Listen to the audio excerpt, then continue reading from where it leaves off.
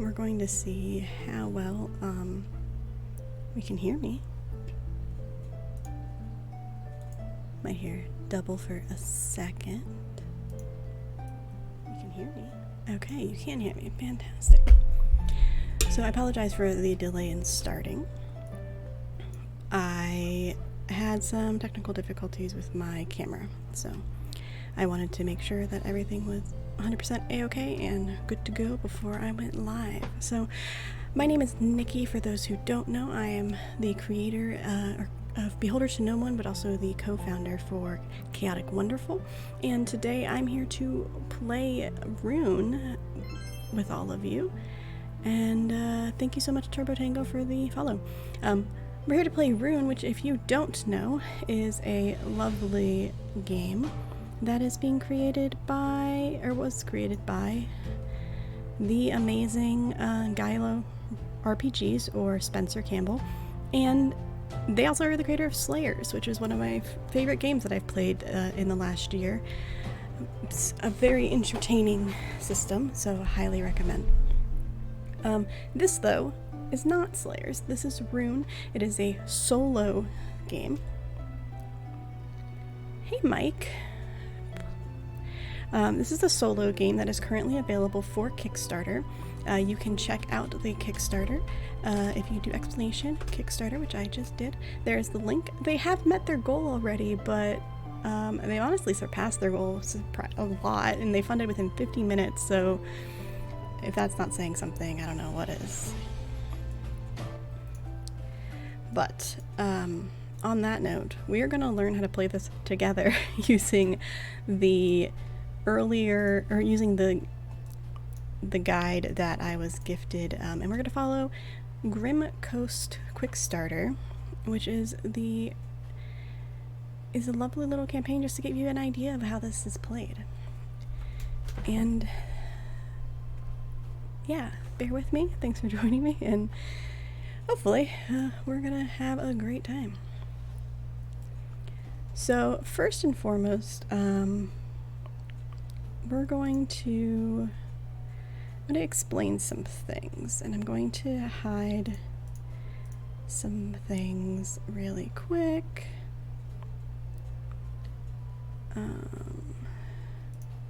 Before I go and switch over here. Okay, so Grim Coast. First, let me explain a little bit more about RUNE. So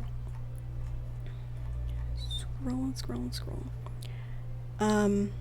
This game is still in development. I'm using a rules document, but RUNE is a soul-like RPG that's currently being developed by Spencer Campbell. It combines narrative world exploration with tactical and deadly combat. These are the trio rules, and we kind of start in a realm. When the world of Oberon was shattered, those who sought power or saw their opportunity seized control of the now countless realms of the world. Realms are distinct regions of the world, each unique from the others, though they share common features as they are all of Oberon. In RUNE, think of a realm as a mini-world for you to explore. Within the realm's borders, they will find a great number of enemies, mysteries, items and powers, and secrets to uncover. When playing RUNE, choose a realm to explore. Once there, you must wander the lands, dying again and again as you piece together the story of that cursed place. Eventually, when you are ready, you will strike down the Rune Lord presiding over the realm and break the region free from its fate. Great powers go to the players who do this, and there is always another realm to explore over the next horizon. So this is giving me, so far, very much Hades vibes, where you just keep going, or where you just keep going and become more and more powerful and keep trying to fight the good fight. So you're going to hear a couple of terms. Engraved is what I will be playing. You are an engraved. You are the one of the few who can carve runes into your very being. Deathless, you will do whatever it takes to regain control of your fate. The Rune Lords are the person that control the realms. They're dangerous enemies in RUNE. And then runes. Each Rune Lord will give you a powerful rune if you defeat them, and runes are the form of advancement in this game. If you collect enough of them, you might just be able to break free from your cycle of death. Okay, so we will get into some of the other parts, but first, we're going to discuss how gameplay works.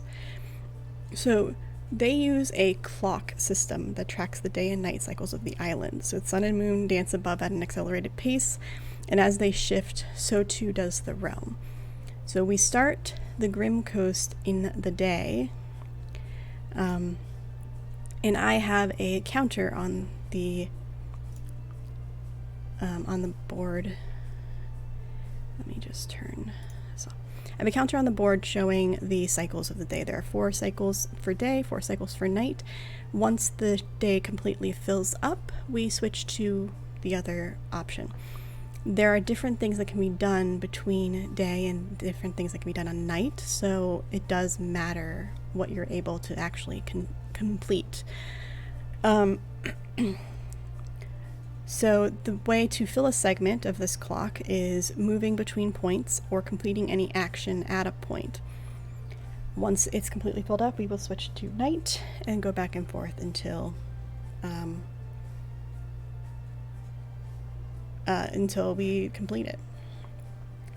Now for starting a character, I choose 2 starting weapons, which are in the PDF. They gave 4, and I picked the erupting flame and the shield. So the erupting flame, for those who can't read it, is the erupting flame is weapon, one-hand spell. If I roll a 4, it deals 2 harm to all, same and adjacent. Deal 2 harm if I roll a 5, all in your row or column. Or if I roll a 6, deal 5 harm to same or adjacent enemy, but I take 2 harm. So I can hurt myself with these. Shield gives me, on a 3 or 4, I get to block 2 harm. On a 5 or 6, I get to move 1 and block 2. There are some other items as well in this Kickstarter, so if you do, or this quick start, so if you do play the quick start, you would be able to try the longsword and the great axe as well. I also get to pick a pair of utility gear, and I went with the Strider boots, which no move from this weapon, no move from weapons this round, and the effect I gain +1 move this round. The other option is the Crown of Red. There are 2 new items that I could possibly get later, but we will deal with that when we come to it. Okay, so we start in the Grim Coast. Icy wind blows against your grave-marked skin. A heavy weight hangs in the air of the Grim Coast. Atop a hill in the distance, a singular keep stands above a desolate land. Carving the sigil into the ground, you prepare yourself. And we're going to start in sigil, point 1 on the map, which I thought I added, but let me just do that really quick.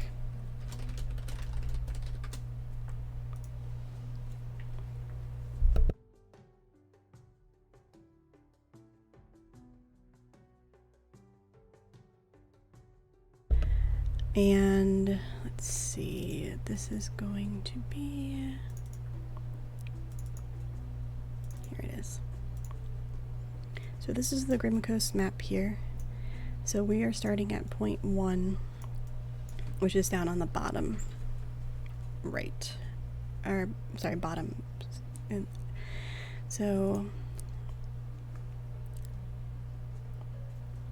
I have 10 health and a stamina pool of 2. And I start in 1. When I die, resurrect to 1 at full health, but I get a curse, so we'll deal with that when that comes. Okay, so a sigil carved into the very soul of this realm, connecting you with it. This is the place of rest, recovery, and rebirth. During the day and night, recover all your health, unmark all fights in the realm. There is no limit to the number of times you may rest. Traveling from sigil, I can go to a quiet village along the coast, eerily still, at 2, or an ominous forest looming to the north at 3. So I can go to the west or to the east. I think I'm gonna go to 2.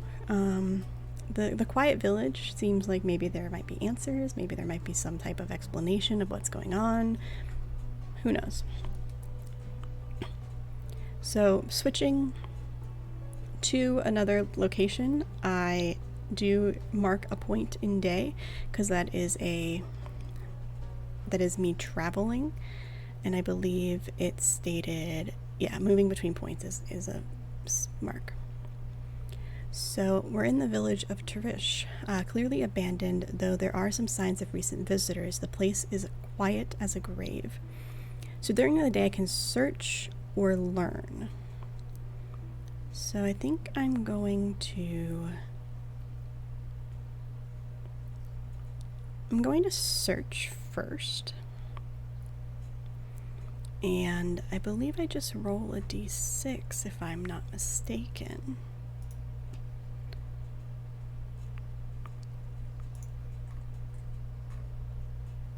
Search.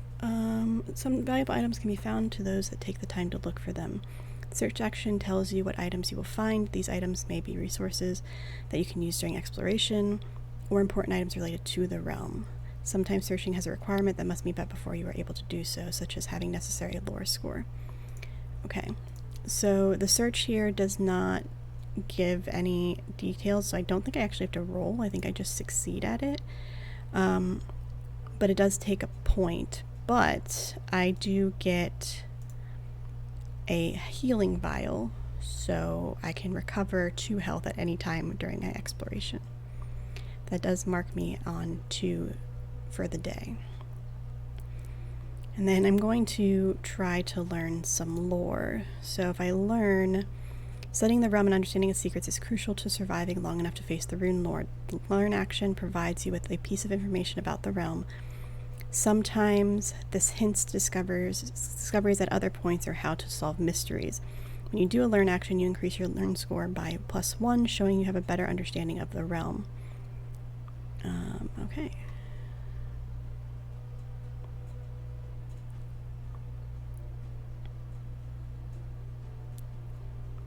Just making sure that I'm not doing anything incorrectly so far. So I'll spend a point on learning. I don't believe I need to roll for it.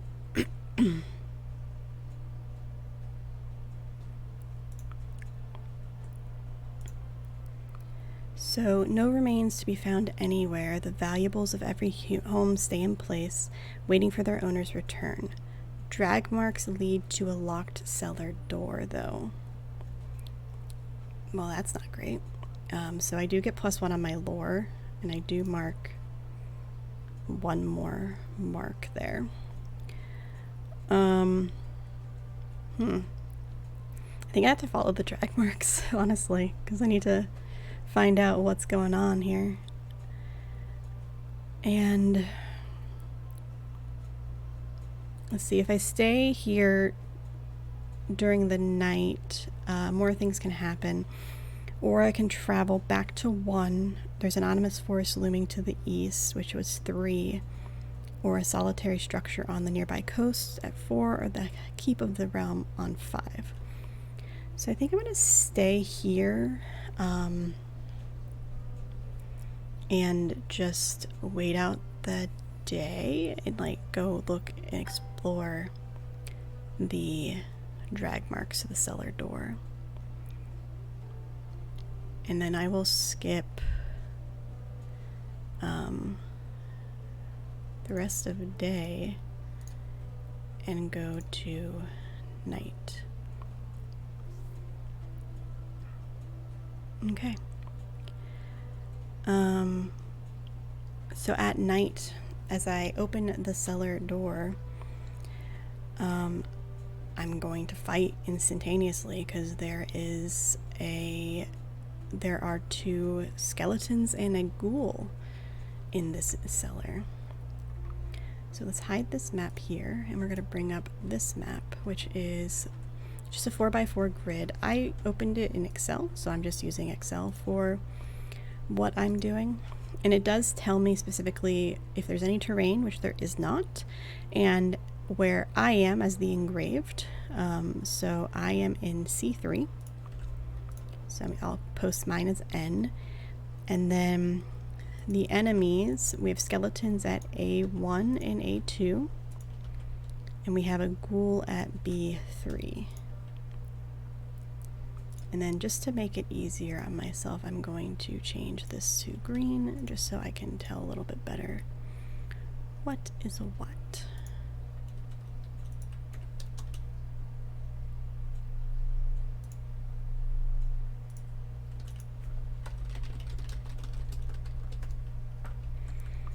Okay. So now we get into the fight. Dun dun dun. So I have some attacks that I can do. I have my fire one, which I can do if I roll, let's see, deal 1 harm. Okay, let's see, does it state an order of operations here for combat? The engraved is you have the following features. Engraved, as the engraved, you have the following feature: health, amount of harm you can take before you're dead, which is 10. Stamina, pool of d6 you roll on your turn to do things. Gear, weapons and utility items for combat. Okay, so how much stamina do I have? I have 2 stamina. Okay. Okay. So I have 2d6 to do something each turn. So that's cool. Alright, and then the enemies that are trying to kill me, they have health, amount of harm they can take before they're dead, and action sets, collections of things the enemy does on its turn determined by a d6 roll. Some enemies have special features as well. This is ongoing passive effect, a triggered effect that takes place when a certain situation happens during combat. And we also have to track our health. So I'm going to add a tracker for text and label it health.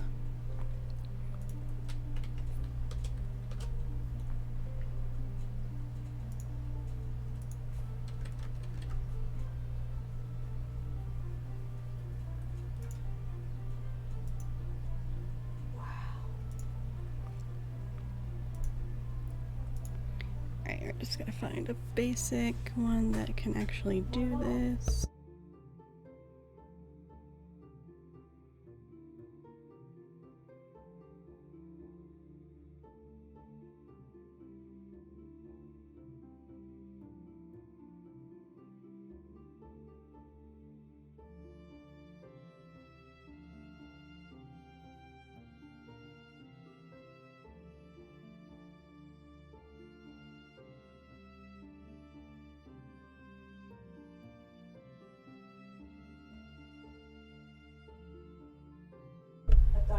Okay, alright, so I have a health bar now with 10 out of 10 health, and I have 2 turns I can take. So for my first turn, I'm going to assume I go first because nothing states otherwise. Let's see. Combat takes place, series of rounds. Each round is made up of 5 steps. Determine enemy action. Each enemy has a number of action sets, collection of actions they can take this round as d6 is rolled for each enemy to determine which action set they will be using. Action sets have a number of actions, including but not limited to moving, dealing harm, and blocking. Enemies move and non-harm actions. If the enemy action set this round has a move action in it, the enemy now moves. Okay, so the enemy does go first. Cool. Got it. Perfect. So I have a lot of screens open. So I'm going to roll a d6 for first our skeleton. We'll do skeleton in A1. The d6 determines if he moves and how much harm. Alright, I rolled a 1 on the d6, so a 1 through 4 is move 1, harm 1. And he needs to be same or adjacent. So adjacent is directly next to me, not diagonally, and you cannot move diagonally, so any adjacent is any space orthogonally to the current or targeted space of the grid. Okay, so And we can share the same space, but for ease of my own sanity, I'm not going to do that because I don't want to mess with like everything on the map. But he can move 1, so I'll move him there. And he does, I think it's move or harm, if I'm not mistaken.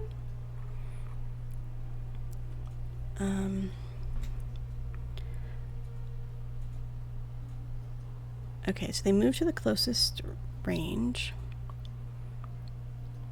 For example, a soldier enemy has a range of same and adjacent. This means that if a soldier ever moves, they will always try to be in the same space as the engraved, as this is the closest range they are effective at. So I don't, in order to move up the... In addition, if an enemy has any actions they are not dealing or blocking harm, they are completed now. For example, an enemy that summons other enemies would do so during step 2. Okay. So that enemy moved. They can't harm me because I'm not in the same space or adjacent to them. I am down here. They need to be here, here, here, or here to hurt me. So I will have a skeleton 2 go now. For that one, I have, dang it, I have a 6, which means move 2 and harm 2. So he's going to move 2 closest to me, and because he is adjacent to me, that does harm 2. So I have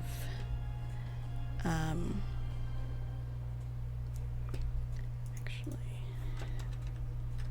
I think it'd be easier if it do that.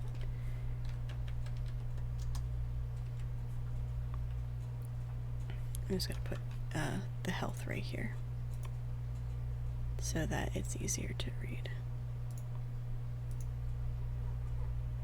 And then just hide this health bar because that's going to be a pain in the butt to work with. So I have 8 health left. I took 2 harm from that. So the skeleton runs up and slashes at me with its claws, I'm assuming. And then the ghoul's turn. So the ghoul is going to roll a d6 and got a 4. The ghoul on a 4, move 2, harm 1, gain 1 health. They also have same and adjacent, so they are already next to me, so I'm assuming they don't need to move again. But my assumption also is that they would want to move. Okay, so they can deal 2 harm. Now, what can my shield do? Let's double check something real quick. So a shield block 2. I don't know if I have to use that beforehand. Like I have to claim that I'm using it, or if I can use it to block as they do something. Let's see.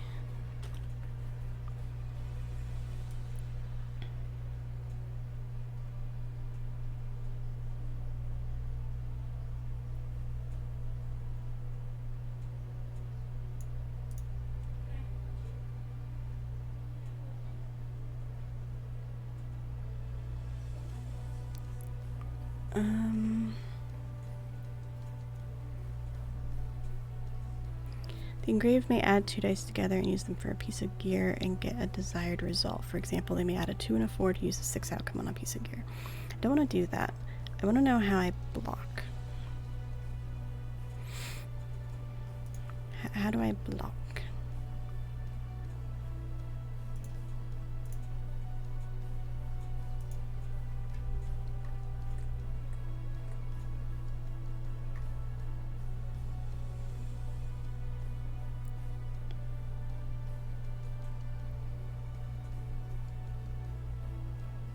Okay, just give me 1 second. I'm reading through this to make sure.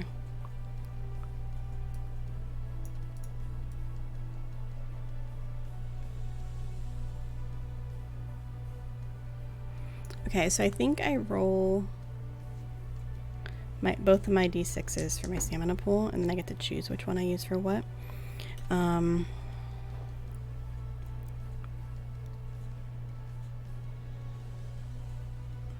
Okay. You can't use the same gear twice, that's fine.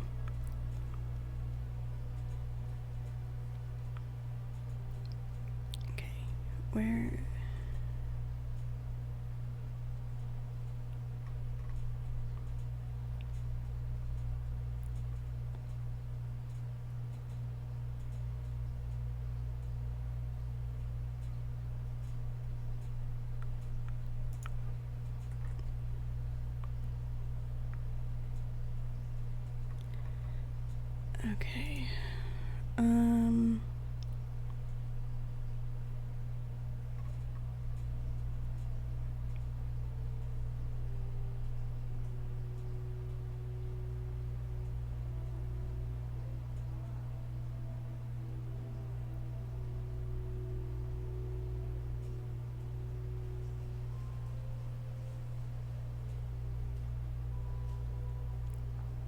So I'm assuming I can block whenever. That would make sense. So I'm going to use that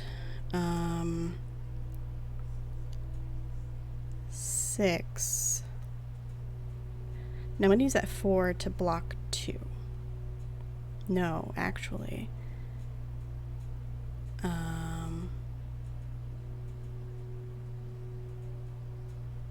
Yes, I'm gonna use that 4 to block 2.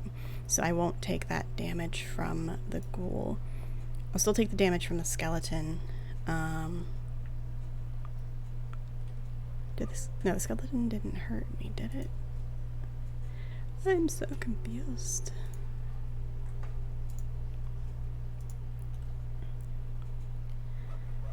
So many tabs open.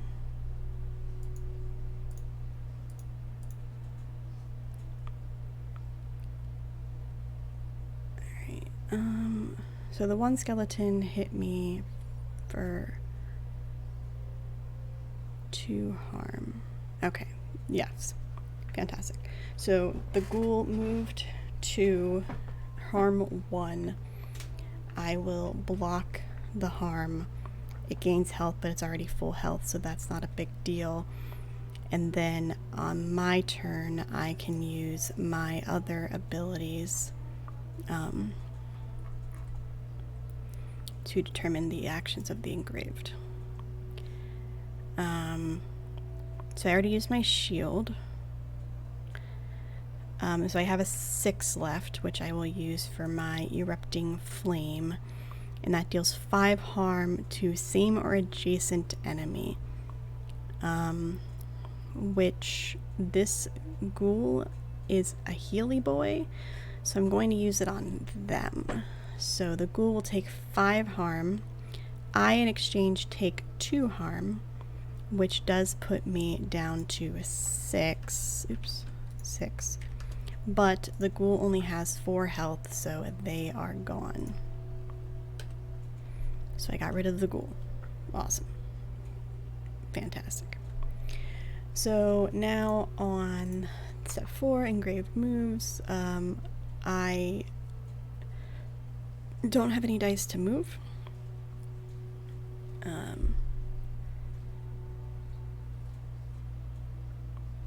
Determined harm, engraved enemies resolve the rest of the round at the same time. Okay, okay. I understand now. Okay. I'm following. It just takes a second. So we decide what everybody's moves are, and then we negate them. Like, if the skeleton deals 1 and the ghoul deals 2, or vice versa, then I say I use my shield, I block this one, and then I use this and do this so much damage. So it all happens at the same time, instead of like, oh, if I kill the ghoul, then they can't do anything to me the next round. Or afterwards. Engraved deals their harm to any eligible enemies based on if they are in range with their weapons. Engraved must allocate all their harm to a single enemy unless their gear allows them otherwise. Enemies still deal their harm to the engraved even if they are killed. Okay, so I still take that damage that I dealt to myself. I don't take the damage because I blocked it, though, from the ghoul itself. So we're back at the top of the round, now that we're slowly getting it together here. The skeleton is going to... We have 2 skeletons. Skeleton 1 got a 6. Skeleton 2 also got a 6. Oh boy. Then let's see what I got. I got a 1 and a 6. Okay. So... skeleton, both skeletons have moved to harm 2. They don't, this one needs to move, so it's going to move down 2. This one does not need to move, so it's not going to move. And then I will take 4 harm.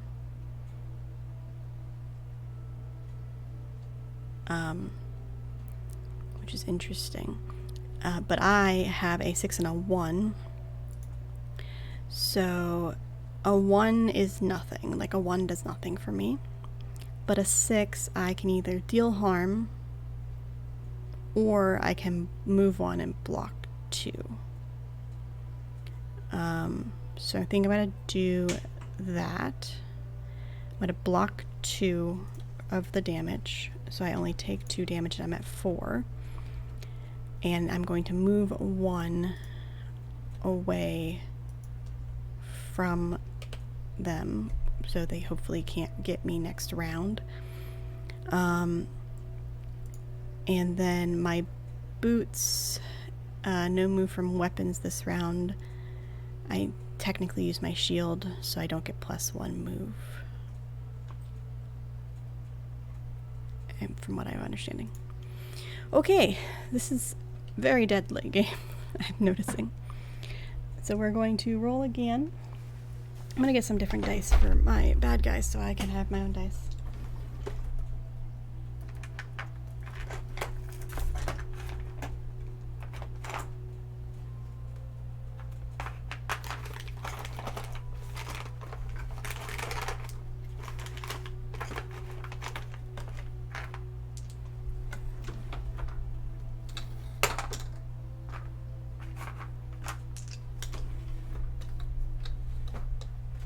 Okay, I have different dice for my bad guys now.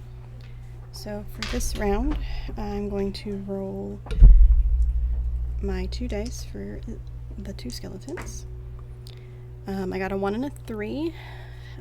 So skeleton 1, which I don't think it matters which one is which, honestly, because I don't remember. I guess I could put, I think this is skeleton 2. This is skeleton 1.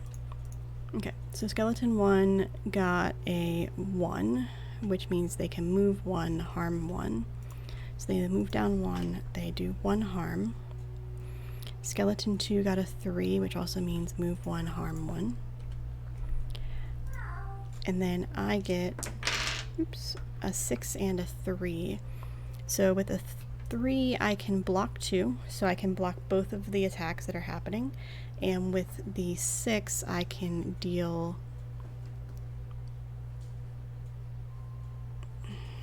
If I do that, I'm going to take damage. So I can deal... With the 6, I can deal 5 harm, but I take 2 harm. But with the 3, I can't do anything with the erupting flame. So I think I'm going to use the 6 for my shield and block 2, move 1. And I believe I can move through their spaces, so I'm technically going to be sharing a space with them. So I block the 2, and then I'm going to be sharing a space with them technically, because you can do that. Hold on. How do I want to do this? Copy.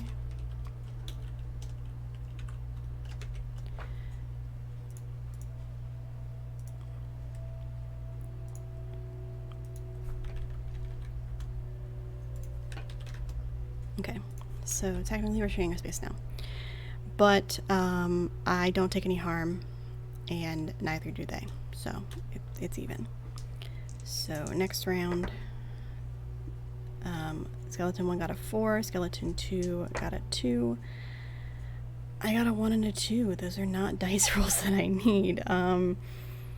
Okay, so a 2 and a 4 for them is move 1, harm 1. So I'm going to say that the skeleton moves down. They both attack for 2, each attack for 1, so a total of 2. With my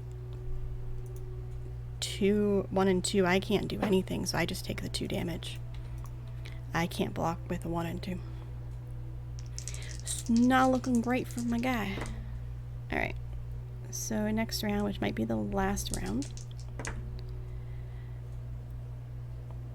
Okay, so skeleton 1 got a 2 and skeleton 2 got a 4. So that means they each deal 1 harm. They don't need to move. I got a 3 and a 5. So I can deal 2 harm to all in my row or column.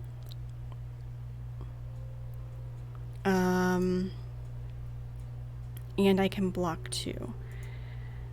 So my assumption, so it says deal 2 harm to all in your row. So I don't know if that's including myself. That is the question.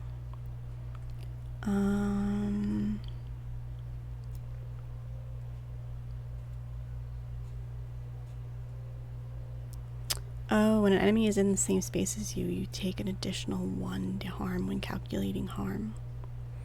Okay, so I actually only have 1 health left.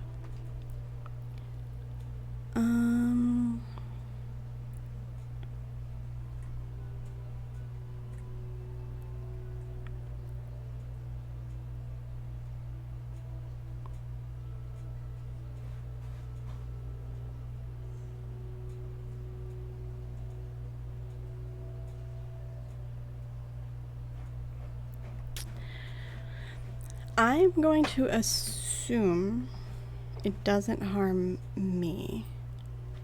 I don't think it matters, because I think I'm gonna die either way. Because I'm gonna get 2 harm from, because I'm in the same space as S2. So if I use my 3 to block 2, I can't move. If I use my 5 to block and move, I think I still would get the 2 harm because I'm in the same space. So no matter what happens, I think I die in this round. Yeah, but I do kill the skeletons at the same time. So that's cool. Because I guess I don't actually, nope, I don't kill them. I deal 2 harm to them, and they haven't taken any harm yet. Because I've been focused on the ghoul. God damn it. Okay. So the skeletons are fine, and I am dead. So that's cool.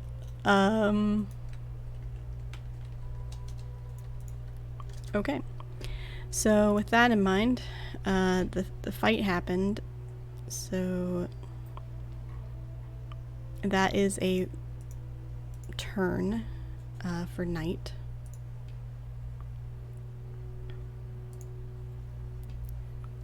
And I go back to 1 because you will die in your travels, but death is not the end. When you die, you're resurrected at the nearest sigil point, which is 1. Resurrection gives you all your health back, but at a cost. First, all the fight actions at points in the map are unmarked. Your death has provided the realm with energy, bringing your enemies back to life as well. There are some exceptions to this. Important or key enemies of the realm do not return. So, I died, but the ghoul comes back, and so do the skeletons at full health. Second, you suffer a death curse. Okay. So, what are these death curses that I shall get? Let's find out. Roll a d6. 2. -1 move in combat. It lasts until you complete a fight action at any point. So I think if I just do a fight. Now, is the fight action the entire fight?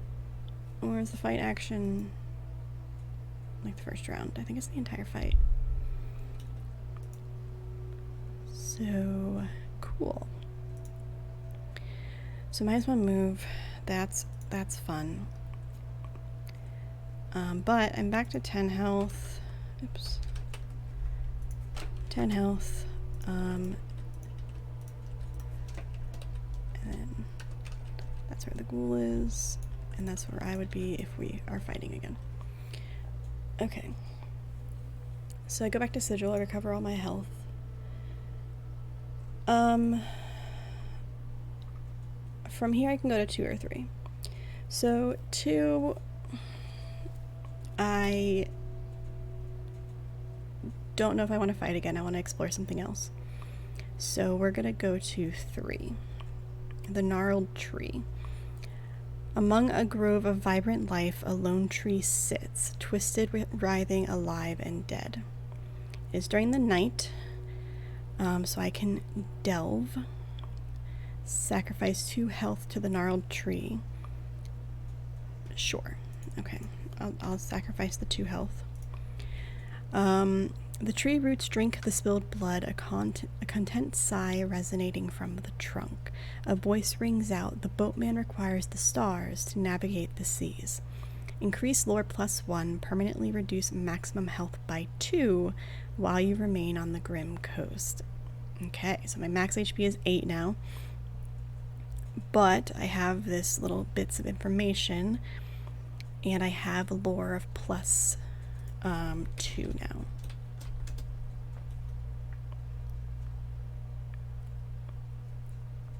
Okay, so that also ticks a night spot. From here I can go to 2 or 1. Going to 2 won't, or going to 1 will not do anything because I'm already fully healed. So going to 2, I guess, is the next best thing. So I go to 2, which marks off a spot. And I can't delve because I need a necromancer key, which I don't have. So the only thing I can do is fight, or just go to 1 again, just to avoid the fight, which is what I might do. Yeah, I'm just gonna go to 1, avoid the fight for now, so we can explore something different, and then go back to the other place during the day.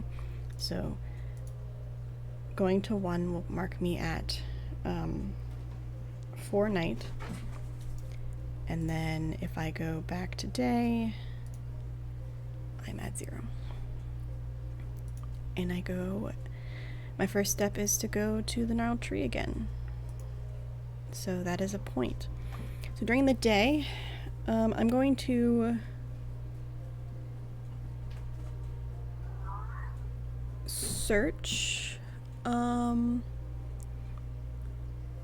twice, because there's 2 search options. So 1 search will give me a navigator's pack ×2. When used, the realm clock does not advance when you travel. And then I have a hidden path leads you to another search requires lore +1, which I have 2 lore. Hidden path leads from the gnarled tree 3 to the boathouse 4. You may not travel between those 2 locations. Alright, so let me just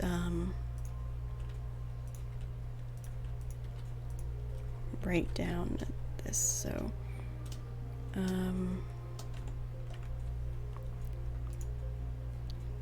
navigator's pack ×2.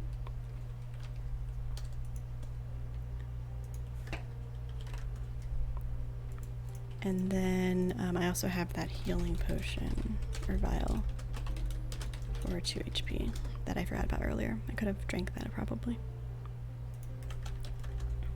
Okay, I forgot. Okay, so that marked off 2 spots. So if I travel to 4,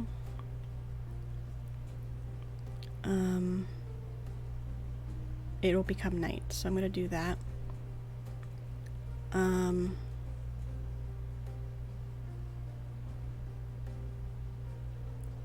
Okay, so I travel to 4. It is now nighttime. During the night I can delve, which I will do. A spectral boatman stands in the chained up boat, beckoning you closer. They look to the stars as you step inside. You can now travel between Boathouse 4 and the RUNE Camp 6, but only at night. I need the star charts to travel during the day. Well, this is all I can do at 4 during the night, so I think I'm going to do it and go to 6. To the RUNE Camp. which will mark me at another point of day. So at night I can search or learn, which I have 2 points left, so I'm going to do both. So searching will give me another healing vial, and learning I increase my lore +1. A necromantic, scribblings of a ritual committed in secret, a trap laid in the graven keep for an unsuspecting lord. Okay, so I have 2 healing potions. I now have lore 3.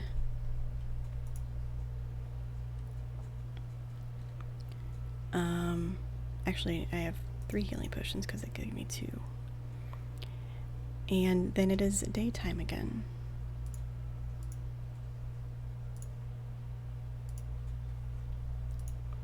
So the day here, I can search, which I will do.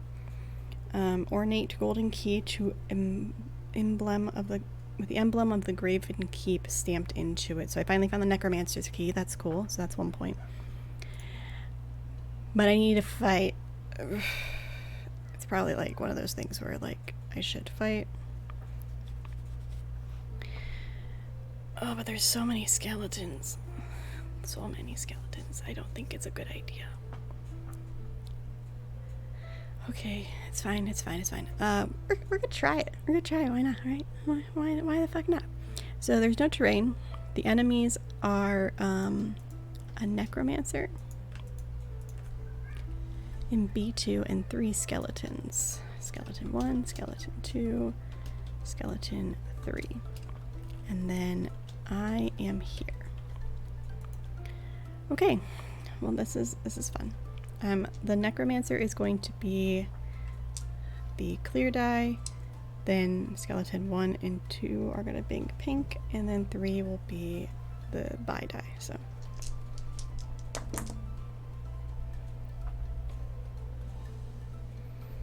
and then my numbers.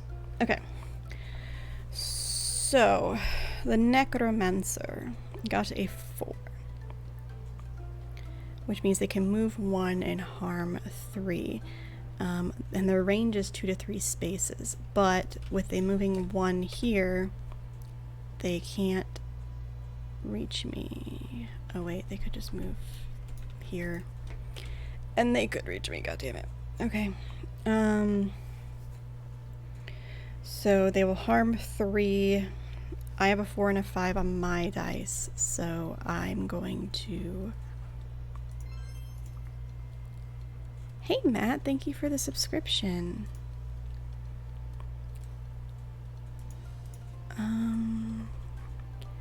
Let's see, what am I going to do?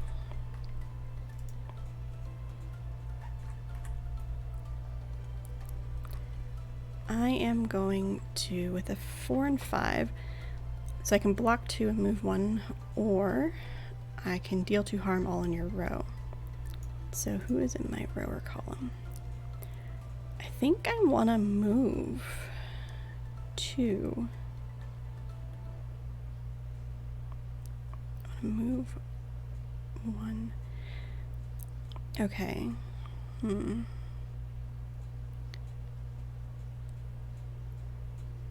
I do have to be adjacent to them. So if I use my move 1 and block 2, then I can block 2 of the 3 harm that the necromancer is going to deal to me, and I will be able to then deal 2 harm back to him. But if they deal harm, they recover a health, so they only take 1 harm. So the necromancer is at 1 health.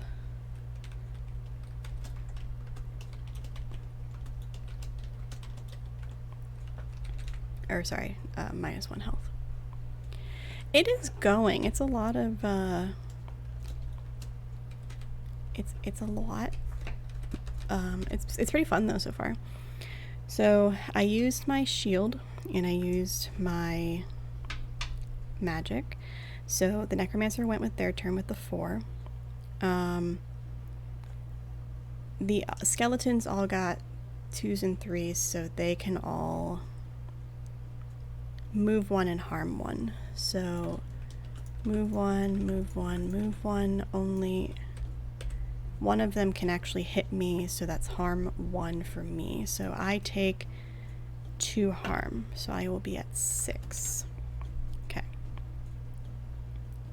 Yeah, so far what you've missed is my character is on the Grim Coast.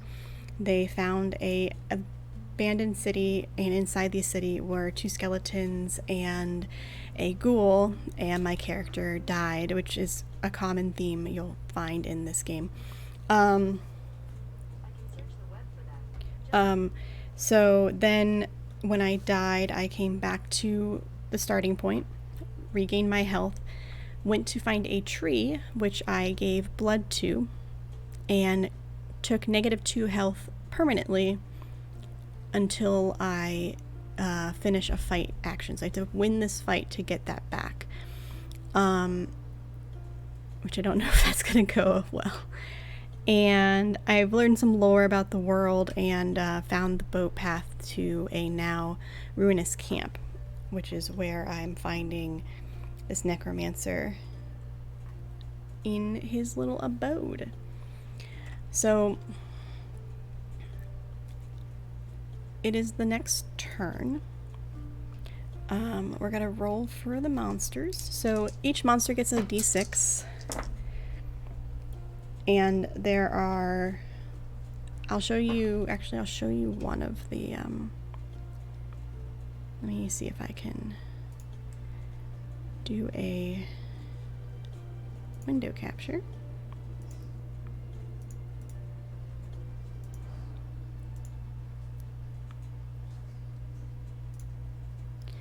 So this is what the health or the attacks look like, or how the monsters look. So you can see how it says Necromancer has health of 4, range of 2 and 3 spaces, so they have to be... Wait, does that mean they can't harm me if I'm closer than 2 or 3 spaces?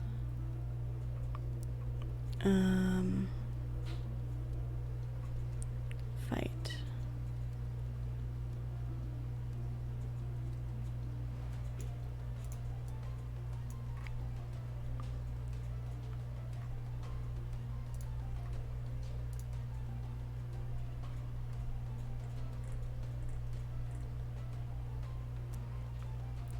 Okay.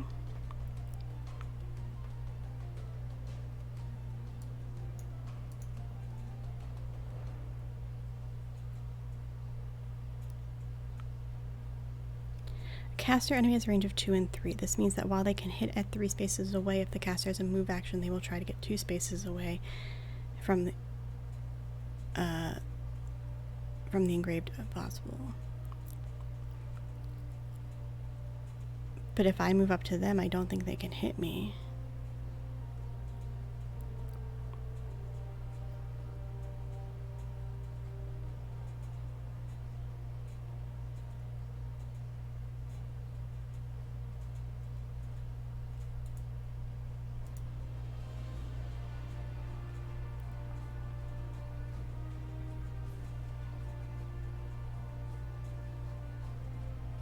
Yeah, it has to be exactly 2 spaces away.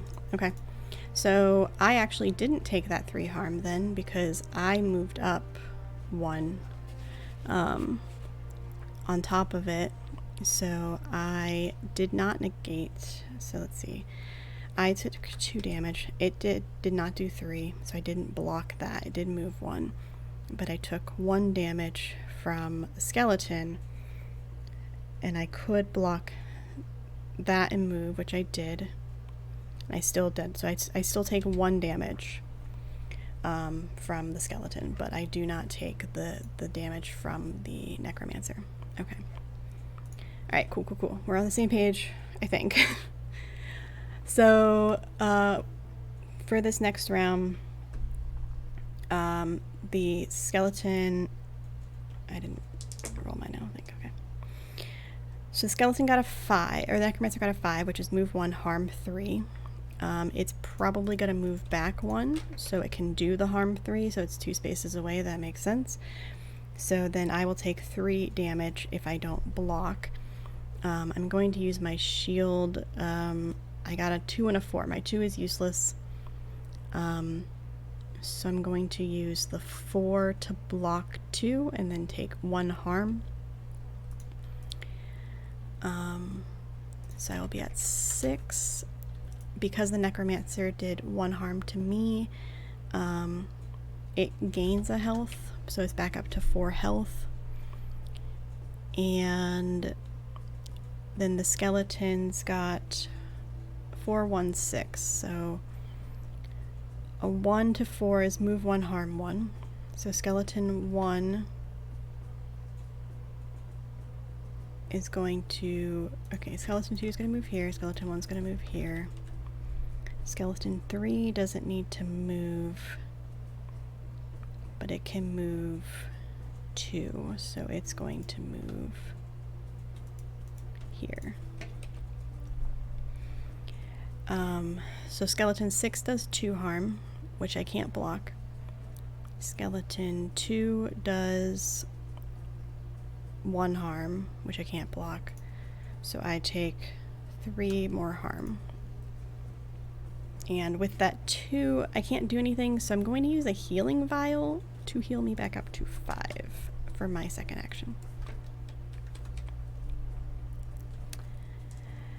This is not a fair fight. Just saying. Okay, that's better. I rolled on the lower scale this time for them. Okay. So the Necromancer got a 1, so it only can do 1 harm to me this round. I got a 2 and a 5, so a 5 for my erupting flames will deal 2 harm to all in my row. So I'll take 1 harm if I don't block it, but I'll do 2 harm to 3 people. So that is 2 harm to skeleton 3, 2, and the Necromancer. And then because the Necromancer dealt 1 harm to me,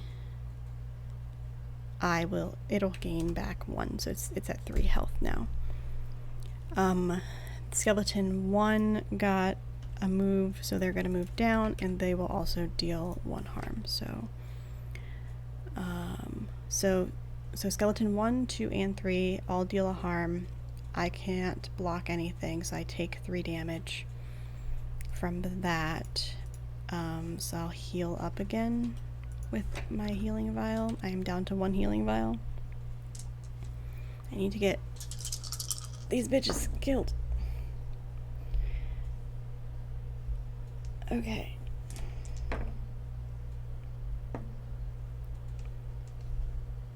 Okay, that's better. That's better. So the Necromancer this round. Again, I rolled 2s and 3s for everybody, so it's all the lowest end, thank goodness. So the Necromancer is still a little too distant for me, so I got a 4 and I got a 5. If I use my 5 to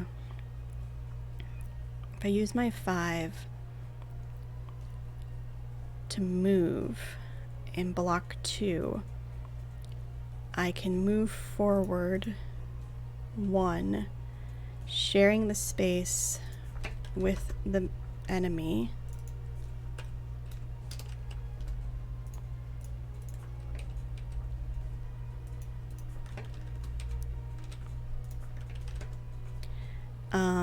But that means the Necromancer can't hit me this round. So the harm 1 that the Necromancer was going to do is negated. The 4 that I have can deal 2 harm to all same and adjacent. Well, actually, wait, hold up, negating, hold on. If I use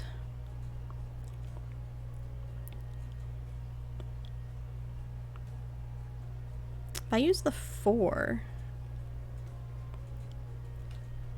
I'm going to use the 4 here, and then these 3 all take 2 damage because they're all adjacent to me. So I'll use the 4, and that means these 2 are dead. And then this at skeleton 1 is at 2 health. Okay, I'm going to do that, and then I'll use the 5 to move 1 and block. So I'll move away. The necromancer does 1 harm, the skeleton does 1 harm and moves 1. Okay, so I am at, but I can block 2, so I take no harm. Heck, yeah, awesome. Okay, fantastic. Wait, sorry, the other skeletons still do their harm, so they still do, I still take 2 harm. Okay, so even though I killed them this round, they still deal their damage, so I would have taken 4 harm total, and I only took 2, but I killed 2 of the skeletons. Okay, it's close. I have 2 health left. There's 2 monsters. If I get the necromancer down, then he doesn't come back, but the skeletons will. So I need to get the necromancer down, and they still have 3 health. Well, nope, they just hit me, so they have 4 health again. Okay, okay. Oh, wait. I'm just gonna... Okay. And then my rolls, a 3 and a 5. Okay. So the necromancer got 2 again, which means they do harm 1. They can't move, though, so they can't harm me this round because I am not adjacent, or I'm not 2 spaces away from them.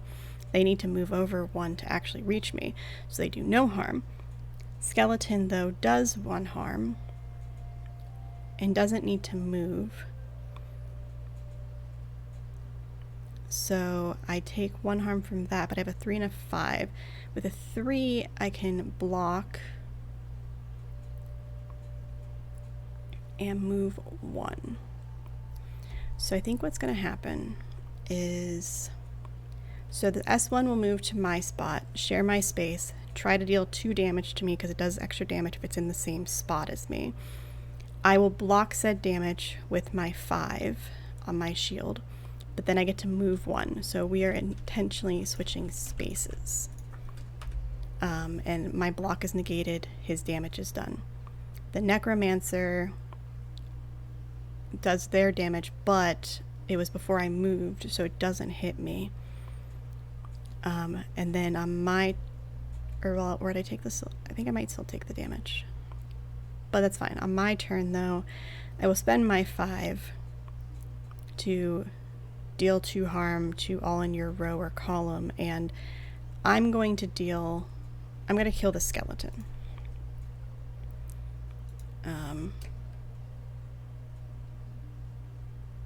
Or should I drink a potion? No, I'm gonna kill the skeleton. No. Yes. Yeah, I'm gonna kill the skeleton. Okay. Skeleton's dead. So it's just 1-on-1 now. I have 2 health. Nope, I have 1 health. It has 4 health. Okay. This clear dice keep rolling 1, so I'm okay with this. So I got a 2, which is not useful for me at all, but I got a 1. So it can harm 1. I need to heal this round. So I'm going to heal using my last healing potion. So I have 3. I can't block. But I can use that 5 to deal 2 harm all to my row, which is only 1 harm because it was able to attack me for 1 harm, so I will be at 2. Okay, I need to move. I got another 1. Okay.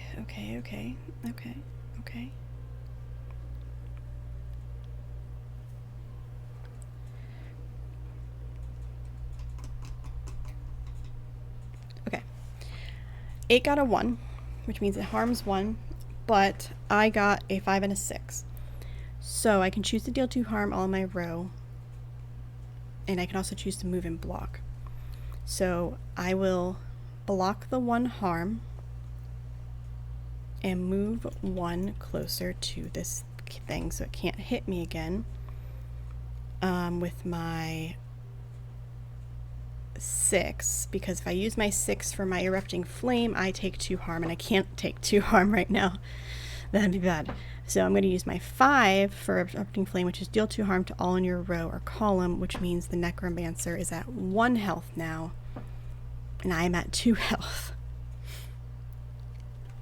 And honestly, like, it's anybody's game right this second. Oh, thank God. I rolled the same thing. Okay. It can't harm me. It rolled a 1. It has harm 1, but it needs to be 2 spaces away, so it cannot damage me. I got a 5 and a 6. I'm going to use my 5 to deal 2 harm, which will kill the necromancer, which means I beat the fucking boss. I beat the necromancer and the skeletons. Thank goodness. Jeez. That was a hard one. It's like you're playing chess a little, honestly. So that was a bit of a challenge. So I do beat the boss, or the necromancer, I guess. So let's see. When I defeat them, 1 little tick gets ticked off in the daytime. And I already got the necromancer's key, I believe.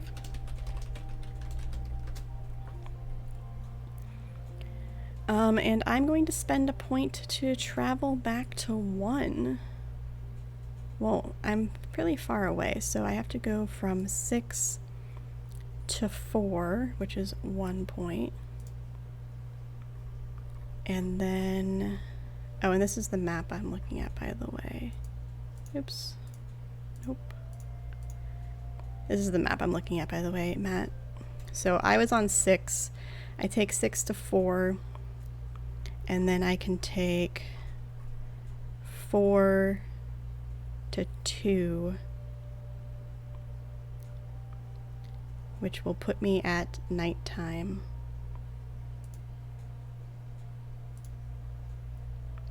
And then I take 2 to 1, which will put me at 1 spot at night, which I can then heal.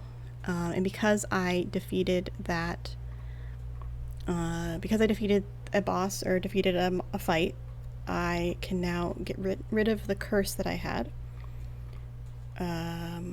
which I honestly completely forgot I had and was not using. My bad. Okay. But I'm at full health now again, but my permanent health is 8. So I'm back at 8 health.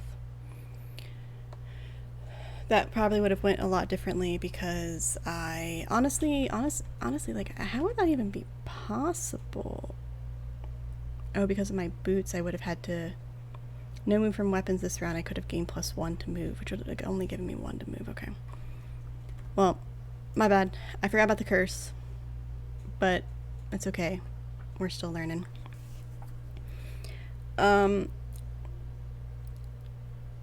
Alright, so I'm fully healed.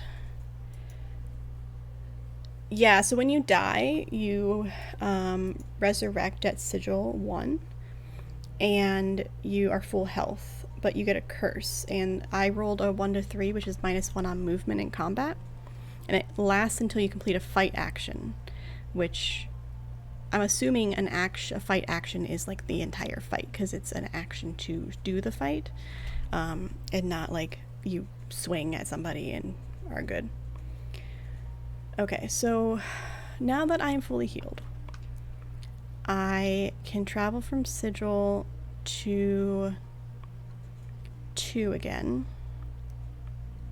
It's still nighttime, so I can delve, now that I have the necromancer key, into the broken laboratory, and it says broken laboratory equipment strewn about amidst plans for a castle. A series of runes glow in the wall above a skeleton chained below. So I increase lore +1 and gain siphon spell. Very nice. So my lore is now a 4. And I get the siphon spell. Which... where are you? It's right here. I'm just gonna put it down here. Oops. So the siphon spell is causes drain. Let's see. Drain 1 or drain 2. Drain harm equal to drain value to enemy and recover that much health. Oh, nice. It's like a vampiric touch. So if I'm next to or within 2 spaces, 1 or 2 spaces of a creature, I can use drain instead and heal myself and harm them. Nice. I like that. That is good. So that puts me at 3, I think, because I just delved. So I think the only thing I can do right now is I can fight try to fight the creatures here.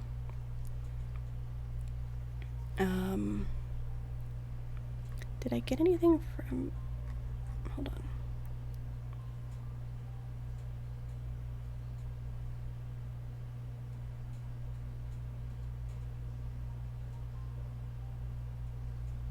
Okay. So I can fight...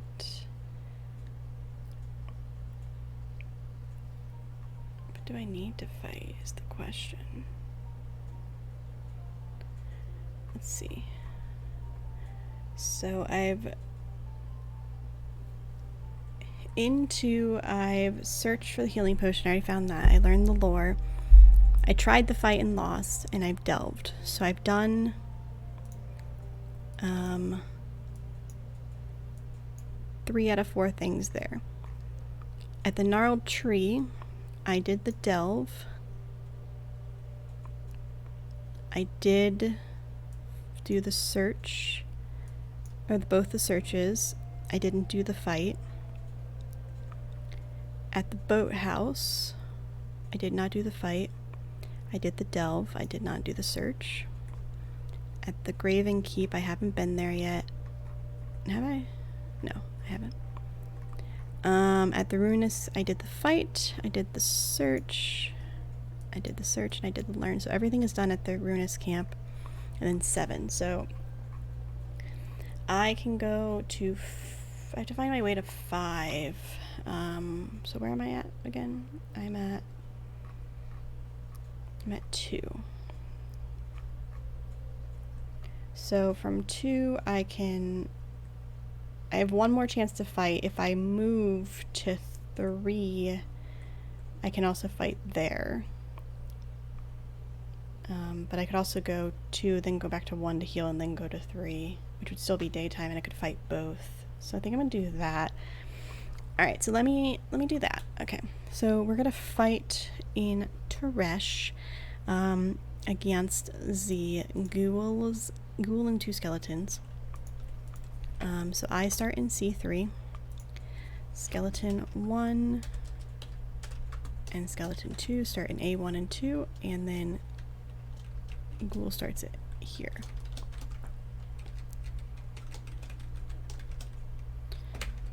Okay, so skeletons have 4 health, the ghoul has 4 health. Now I did kill the ghoul before, but because I died it came back, which sucks, but it's whatever. So this is my last action for the day, or for the night I should say. And this is where the fight is. So I'm going to roll for everybody. Ghoul is the clear die. Okay. Okay. So the ghoul got a 2, which means it can move 1, harm 1.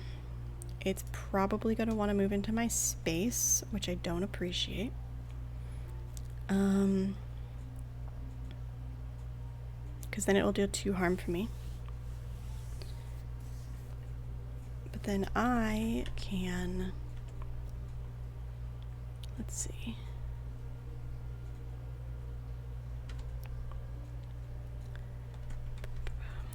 So I can do block 2, move 1,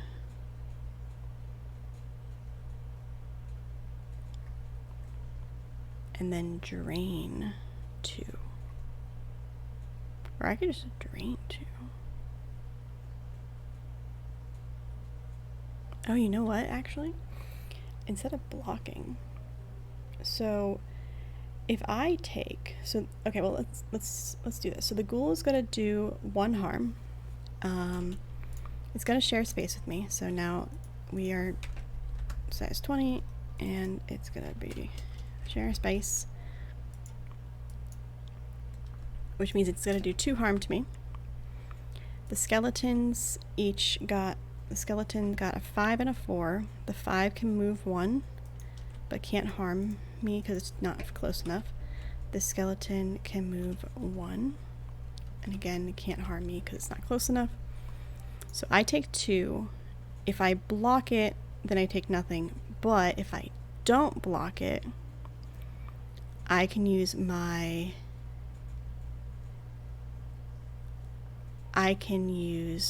5 to deal 2 harm to all in your row, which will give 2 harm to the ghoul.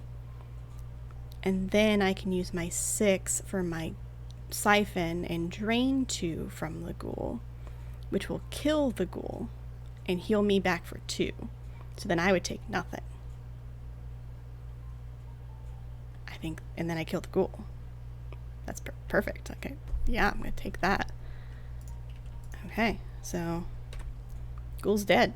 So as my character like lifts up her hand and just siphons the power of the ghoul, and fire will fill her hands as well, and just like, I think, make the ghoul explode and heal the damage as it slams up against me. And then we are down a ghoul, but still have 2 skellies. Okay, so this turn it's not gonna be as cool because I got a 1 and a 6.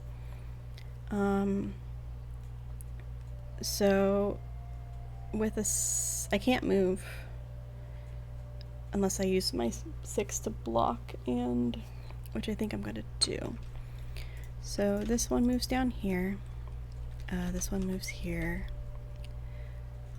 Actually, skeleton 2 got 1 skeleton, 1 got 2 moves. Okay.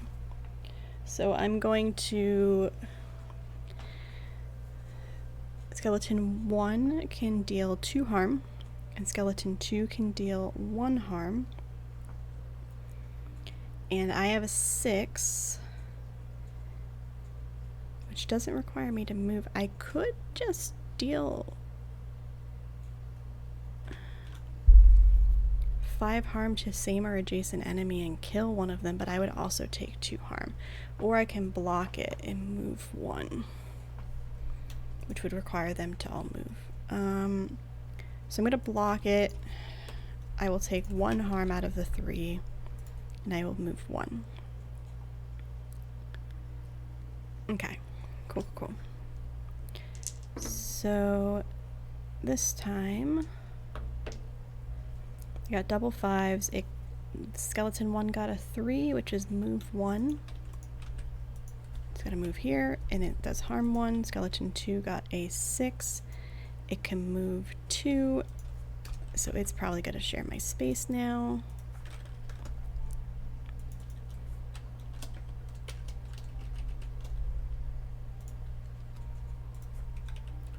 So it will deal 3 harm.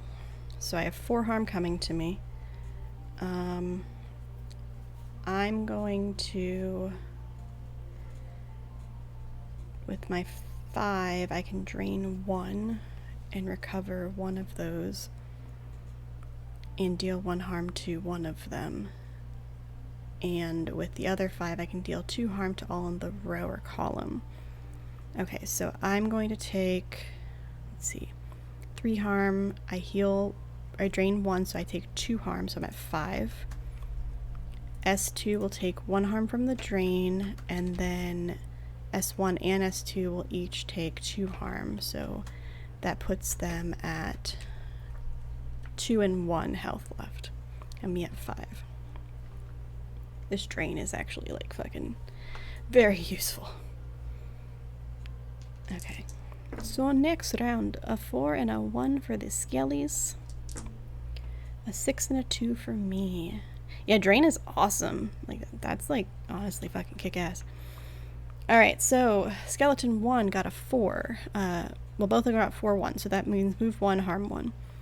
Skeleton 1 cannot share a space with me because I'm already sharing a space with someone, so I would take a total of 3 damage. I got a 6 and a 2. I could take the 3 damage and deal, well, with my 6, I could drain 2 and kill the one skeleton, so then I would take 1 damage. Let's do that. So 4, and then drain 2 on the skeleton is going to kill it, and then I just take the 1 damage. And the other one's a 2. I don't have anything else I can use. I don't have anything that I can do with 2 points. So now we only have 1 skeleton. Okay. Alright, the skeleton got a 4. It's gonna do 2 harm again. I got a 5 and a 1. I could block it, or I can drain 1. I'm gonna drain 1, yeah. If I drain 1, I kill it. I take 1 harm, but I kill the skeleton. So skeleton 2 is dead, and we have cleared this fight. Hoorah. Okay, so the fight is done. So we're going to look at that map again. So I can travel from 2 to 1, and it'll be daytime.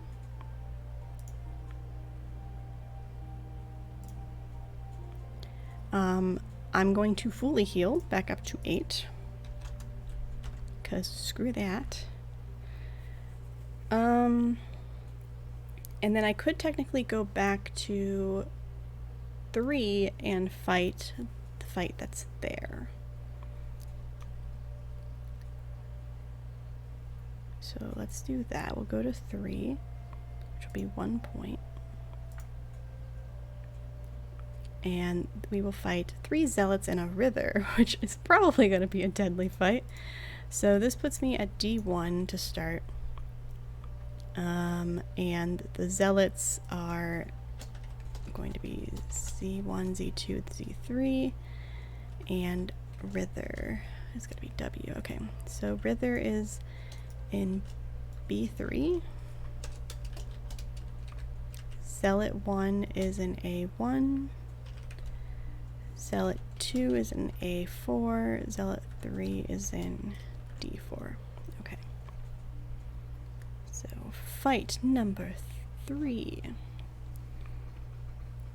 Zealot, so the rither is going to be the clear die. The rest doesn't really matter. So, something to note about the zealot. They deal +1 harm for every adjacent enemy. So I need to ensure I don't get them all on top of me. Which is good. They also move real fast.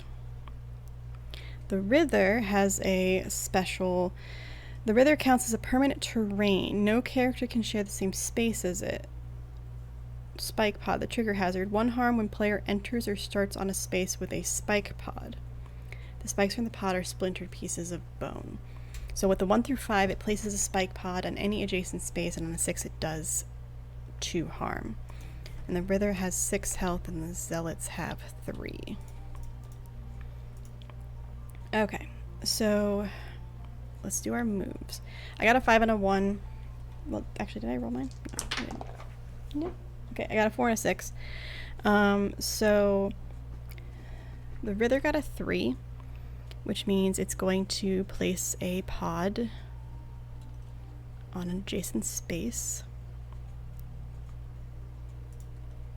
We're just gonna put a little P for pod. Actually, let me just color it that like that. That means it's a pod. Or actually, no, we're gonna do that. Okay, so that means it's pod. So that's all it can do. The Zealots all got 1s and 3s, so they move 3, harm 1. Okay, well that one moves 3. 2, 3.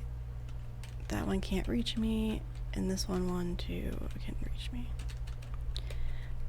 Okay, so Zealot 1 and 2 deals +1 for every adjacent enemy, so they each deal 2 harm, which is a total of 4 harm to me, which is not great. I got a 4 and a 6. With the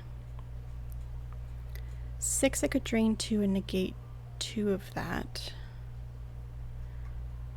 I can't hurt both.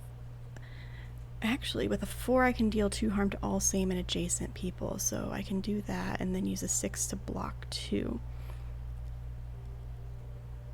Or I can use the 6 to drain 2. I think I'm gonna drain 2 actually. Well, if I block it, I get to move 2. Okay. So how do I do this?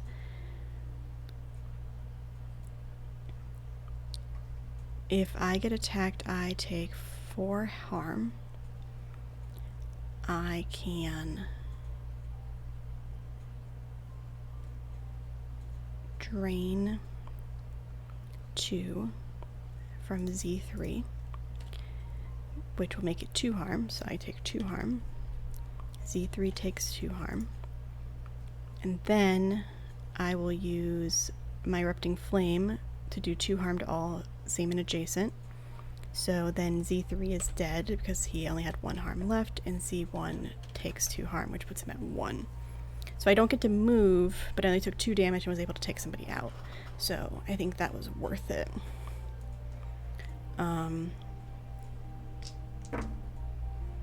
Now for next action. The Withering Pod can place another adjacent pod. Let's see. Zealot 1 can move 1, harm 1. Zealot 2 can move 3, harm 1, which means I get another 4 damage here because they're both next to me. And I got a 4 and a 6. So I think I can do the same. I can literally do the same exact thing I just did, honestly.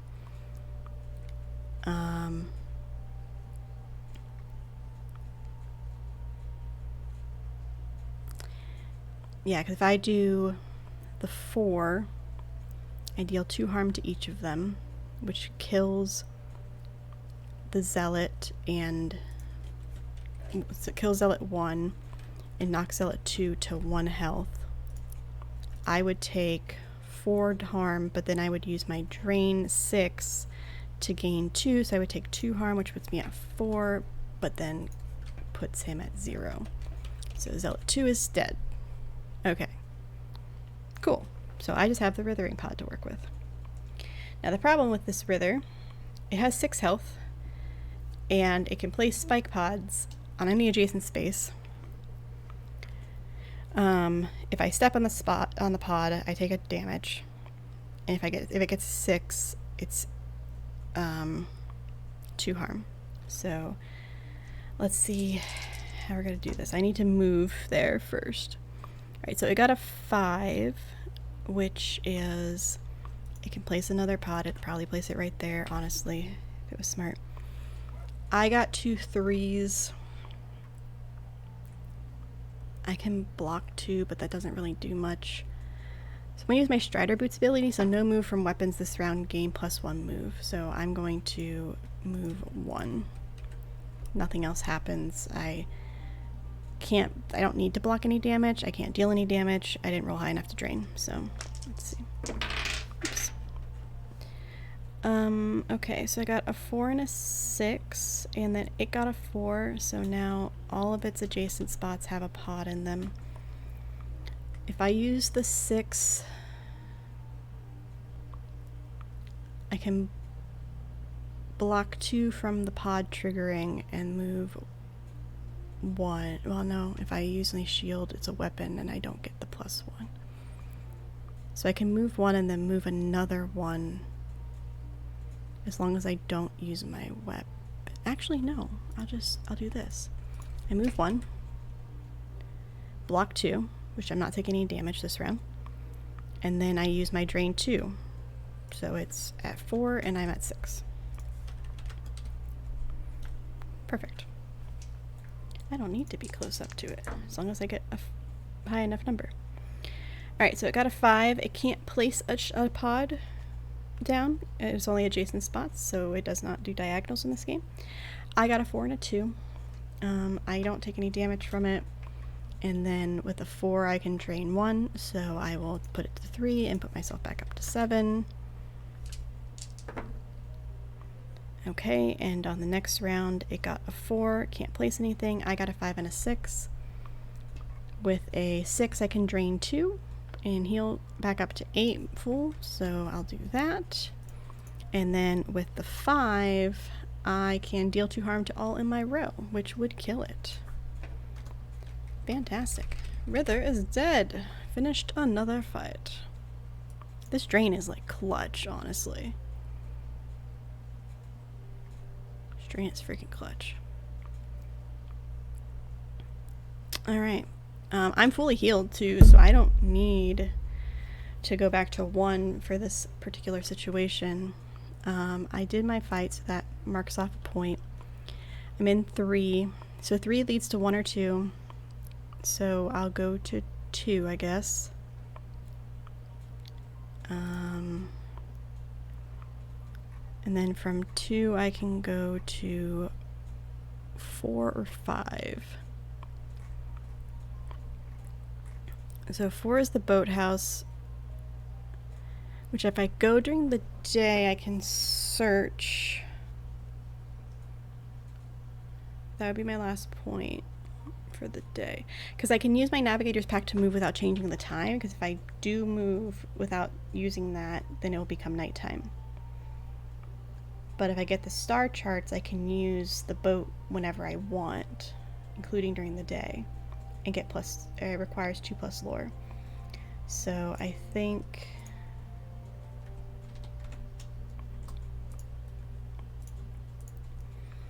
okay, so I think that's what I'm going to do. I'm going to use my navigator's pack to go to 2, or sorry, go to 4 from 2, which is back to the boat house. The solitary structure along a craggy coast, a lit candles glows from the interior. A boat is chained to the shoreline. I will use my last point in the day to search, which requires 2 lore, which I have plenty, and I get the star charts. And what this allows me to do is I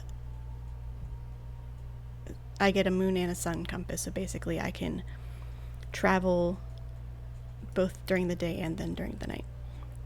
So then it turns to night.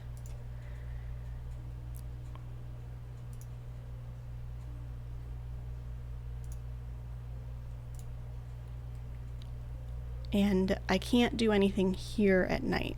Like, there's a fight still that I could do here that has some things in it. But pretty much stuck because I've done everything I can at night. So I can go to 5 or 6. 6 I went to, but I didn't do anything with because I think did I? No, that's 5. So 5 I haven't gone to at all. 6 I have gone to. I've already taken care of everything at 6. But 6 can lead me to 7.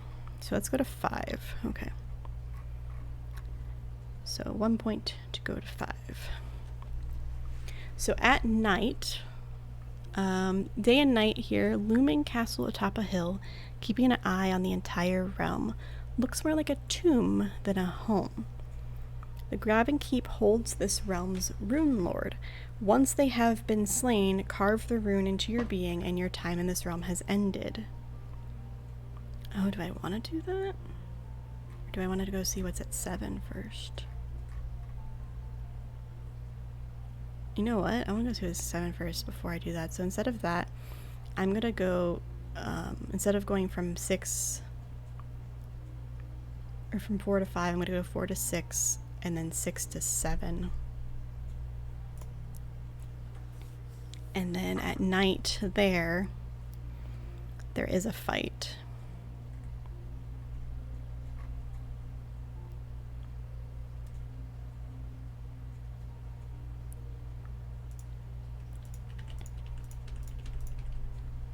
Okay, so I start, and this has a unique necromancer again. Okay, and I can get an item with this one, cool. So I start in A4. We have Necromancer and the Lost Knight. Necromancer has, Lost Knight has 8 health, Jesus. That's not terrifying. Necromancer is 4. Okay. The Necromancer is in B1, and the Lost Knight is in C2, and both of these are unique people, so they both, when dead, will not respawn. If I die, the ghouls and skeletons will all respawn, but the Necromancer I've already killed will not, and if I kill this Necromancer and Lost Knight, they will not. Okay. And it says permanent terrain on D1 through 4, so that means I can't do anything in those spots. Okay. All right. So I'm going to roll.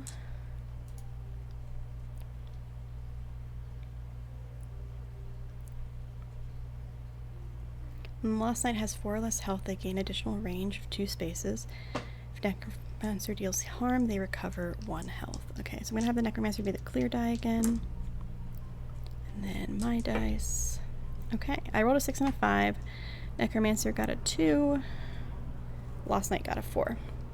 So the Necromancer can't move. So it can't deal harm because it's not within range of me.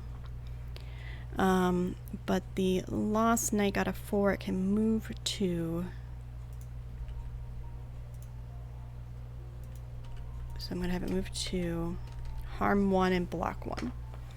So it can't harm 1 because it needs to be same and adjacent. Same means it's in the same spot. Adjacent means it's directly next to. But it can block 1. So with my 5 and 6, I can do damage. With the 6, I will do drain 2.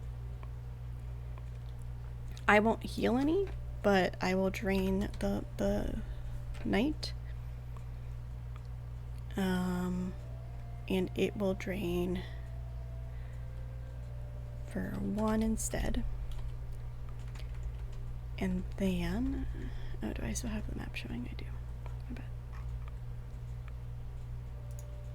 Okay, there we go. So it'll drain for 1, and then I will use my 5, deal 2 harm to all in your row or column, so I will deal 2 health damage to him, which will put him at 5. So he takes a total, he would have taken a total of 4 health, blocked 1, so he took 3 damage, and he is at 5 now. Okay. Oops. So next round, I got double 4s. The Necromancer got a 2 again. It still can't reach me because it hasn't moved. The Lore Knight, though, Lost Knight got a 5, which means it can harm 2, block 2, but it's not within reach of me, and it can't move.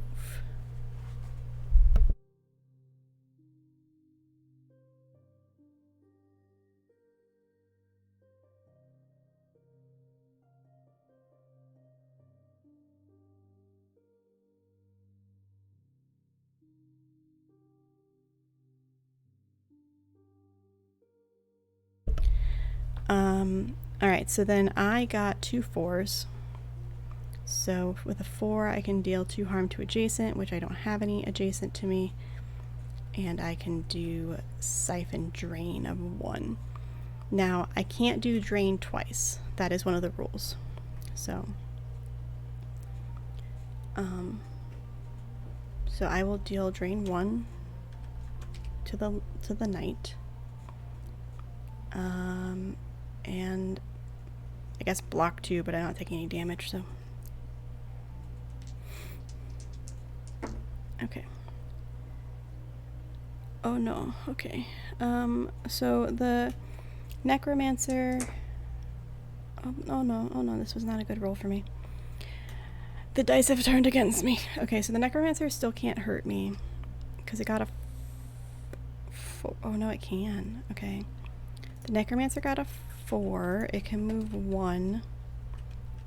And it can hit me for 3 harm. Okay. And then Lost Knight got a 6, which means it can move 3 and harm 3. So I'm gonna take 6 harm in 1 round. And I rolled double 2s, which does a whole lot of nothing.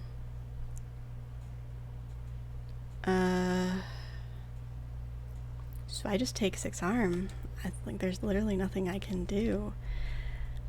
If I didn't do a move, so I could technically move closer here to the Necromancer, hopefully getting inside of its range so it can't attack me again.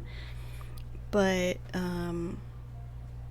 yeah, that hurt. That one hurt. Okay. Oh no. I just rolled double 6s for the bad guys. Okay. And I got a 5 and a 4. Okay.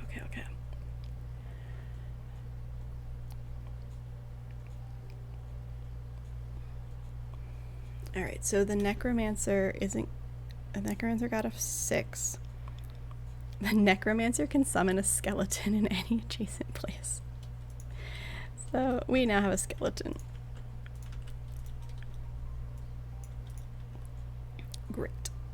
It doesn't harm me though. That's cool. That's good. That's great. But the Lost Knight can move 3 and harm 3. So the Lost Knight's gonna move here. And do 3 harm. I'm going to use my 5 to block 2 and move 1. So that would give me 1 harm taken.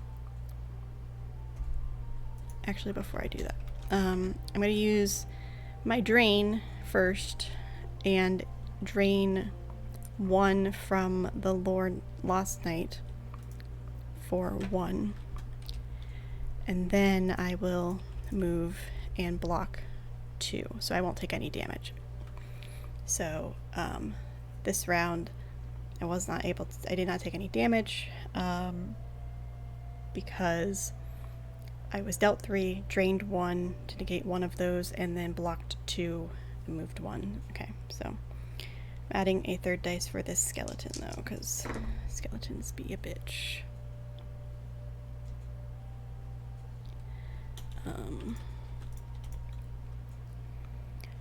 Okay, so the necromancer got a 4, which does allow it to move 1, which means it can harm 3 to me. Okay. The skeleton, or the lore knight got a 4, which means it can move 2 and deal 1 harm and block 1 harm. So that's a total of 3 harm.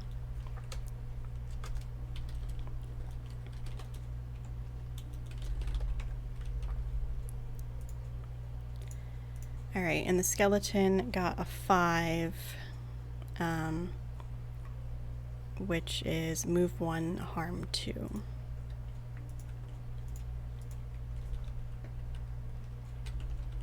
Okay. So I'm taking 5 harm this round. I got a 4 and a 5.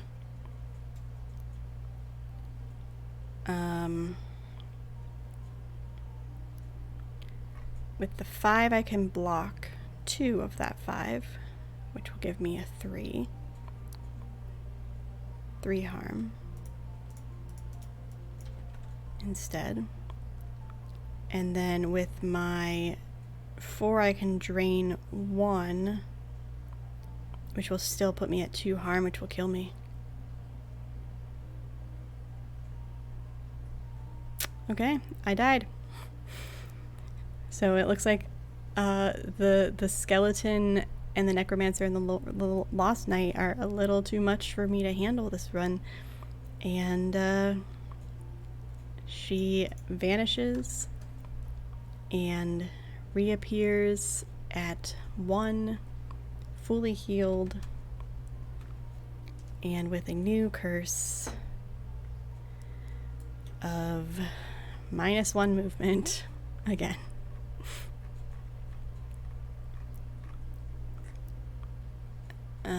Yeah, -1 movement in combat. So that's pretty much the game. You keep doing this. We've been going for 2 hours. You continue to fight. You would probably go back to fight these guys after you heal, or probably go fight somebody else, because I died, so now I could go fight somebody else, a weaker group maybe, and then get that -1 movement off of me, and then heal again, and then go fight them, because they do have an item here that would be useful, and that item is the Sunscorched ring, which that allows if I have less than half health, my harm is +1 to undead enemies, which all of the, let's see, the skeletons and ghouls are undead, the zealots aren't, mercenary isn't. That helped with the RUNE tonight. The necromancer is not, but the skeleton is. The lost knight is not. So it wouldn't help with that one fight, but it would give me +1 harm to undead, which would make things a little bit easier. I'm assuming criteria is for me to meet, so that if I'm at less than half health, it does more damage. But I'd have to go back. And then once I went back and fought them and got that item, I could finish exploring 7, learn some more lore. There is another fight during the daytime. That's also a unique item. Oh. I wonder. So they said that this is a... So if you go during the day, the Lost Knight's only there. If you go during at night, the Necromancer is also there, and you find the Necromantic key if you haven't already found it. So does that mean there's 2 Necromancers, or is it the same Necromancer? Because at the other place where you fought the Necromancer, you can only fight during the day, and you find the necromantic key. So I kind of feel like it's the same one.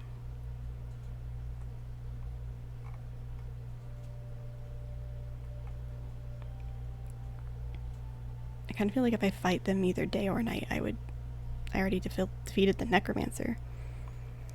But that's fine. I'm gonna definitely check this game out. It seems like a lot of fun. Let me change into my intro thing.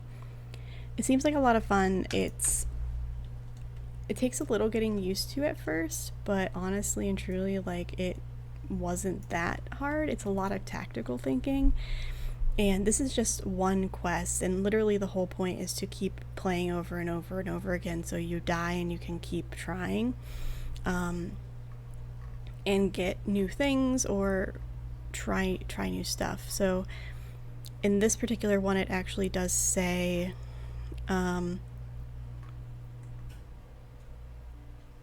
after completing the realm once, try it again using some of the gear you found, or try it with a new character with a different starter weapon and see what the new build feels like. So you can just keep trying this with different weapons.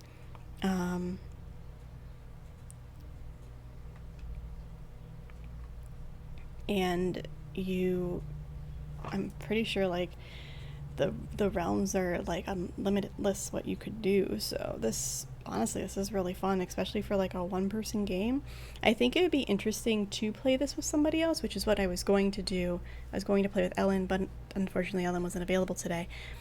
And we were going to each do our own version of the same, like, do our own thing and like switch back and forth. But it kind of made sense to do it one-on-one or just with myself, because it did take me the full 2 hours to get through most of it. But yeah, it's definitely a fun game. I think you should all check it out. It is up for Kickstarter right now. It has met its goal already, so it's definitely already going to get funded, and you just need to go and support it. And if you like this game, you can check out their other games, Slayers and Nova, which actually we have a giveaway that I completely forgot because I got caught up in everything else that was going on. So let's look at that giveaway, shall we? Where is the giveaway page? Giveaway. Okay.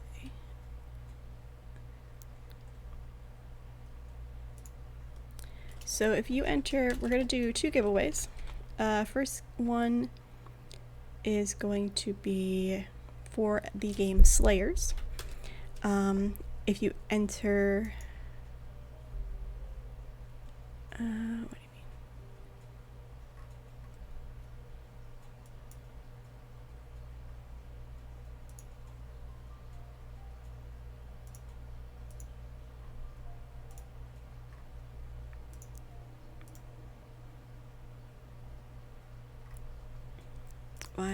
Why being silly?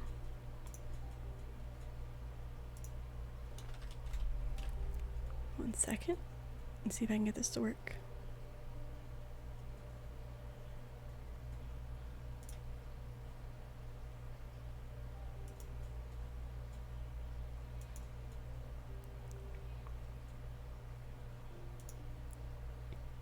You know what? Whoever's in the chat, if you're interested in the giveaway, just hit explanation Slayers and I will just randomly draw because it's not working properly. It's saying we do not have anybody in the chat that's eligible, which is some bullshit because we have some people in the chat. So if you are interested, explanation Slayers, I will give it a couple of minutes.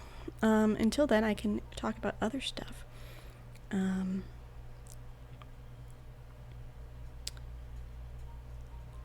I am going to be in a game Wanderhome tomorrow, actually, on this channel. We are going to be playing Wanderhome for 4 weeks, 4 sessions every other week, and this will be the first time I'm actually playing in a game on my own channel, which is hilarious, minus today. And the characters are adorable, and I'm so excited for them. My character is going to be a ragamuffin which if you haven't seen the book, it's so cute. And they're going to be really annoying, and it's going to be amazing. And then next Tuesday, we have a one-shot of Orbital Blues.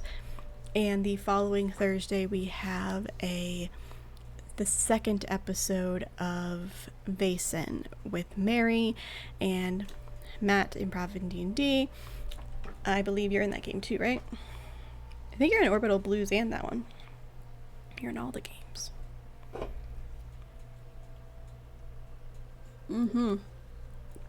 Very busy.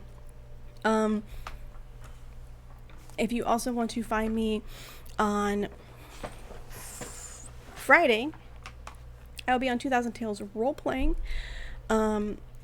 with all of the things that we will be doing is Dungeons and Donations. So we are continuing to raise money for 2 more weeks for the for Planned Parenthood, so we can just raise money. And so we'll do that. We're going to be level 10 this Friday and level 20 next Friday for the game. So that's going to be intense. And then we have a week off where we will be doing a session 0 for our Monster of the Week campaign that will start on September 9th for the last 6 episodes of season 3. Also, because there's so many things going on in my life, let's see, look at my calendar real quick.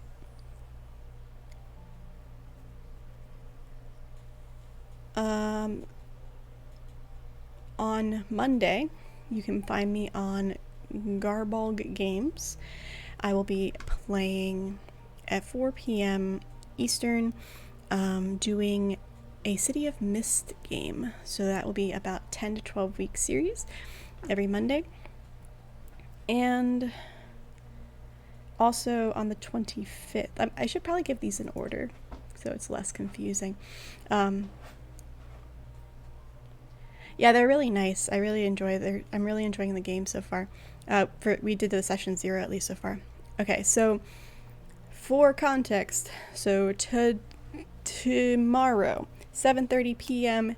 Eastern time here, Wander Home. Taylor is running it. I am playing in it with a bunch of cool people that my brain is not able to focus, and I need to pull up the list so I can remember and give you the people who are correct. So we have Ashton and Joel and Extel and Shelby in that game with myself, and Taylor running it. So come check that out.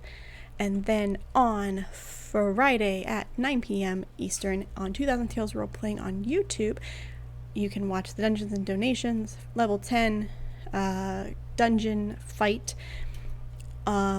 On Saturday, it is not a stream, but if you are interested, I do have a space open in my Monster of the Week game. It is at 10 p.m. It is a pay-to-play game, so you do have to pay to be in the game. For $25 though per episode, you can play with everybody else and get a professional game run by me. If Monster of the Week is not your thing, Encrypted Intervention doesn't sound like fun, you can also join me on Sunday at 9 p.m. for Whispered Wonders, a D&D 5e game which needs 2 players, and that is using Uncaged Anthology. So Uncaged Anthology, if you don't know, is a wonderful little game, or a wonderful series of books which actually has won multiple Ennies, and it is all taking monsters, specifically femme-based monsters, usually, and showing that they're not necessarily the bad guys. So I really enjoy the concept of that, where it makes you think outside of the box, that like the banshee isn't always going to be evil just because they're a banshee, or things like that. So that's one of the examples, is like the banshee screaming at you to get out of her house, but it's to protect you, not to hurt you. So that does have 2 spots left. That is on startplaying.games. If you are interested, you can find out more details here and sign up. Seats are $25 per session. You can pick and choose which sessions that you are joining, though idealistically you would join as many as possible. On Monday, you can find me on Garbog Games on Twitch, where I will be playing as what is their name? Okay. 1 second. Nope, that's not what I wanted. This is what I wanted.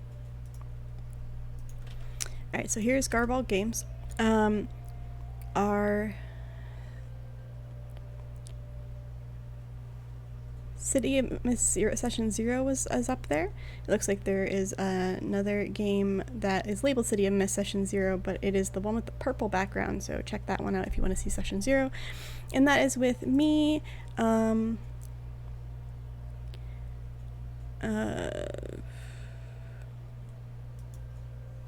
reminded subscribers only.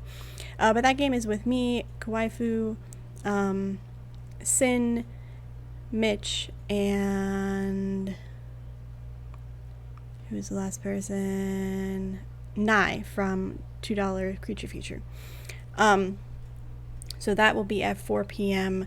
Eastern on Monday.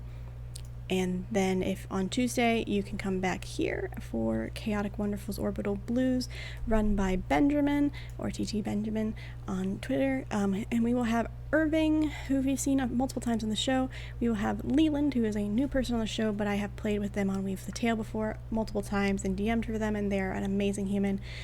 Logan, who is a new person to me, Wombat, who is a good friend, and of course, Improv and D&D Matt is going to be there hosting for us. That will be starting at 8 p.m. I want to say. Is that the right time?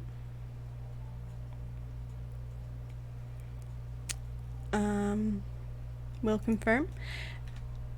But it'll be after 7, I know that much. Scroll. One shot.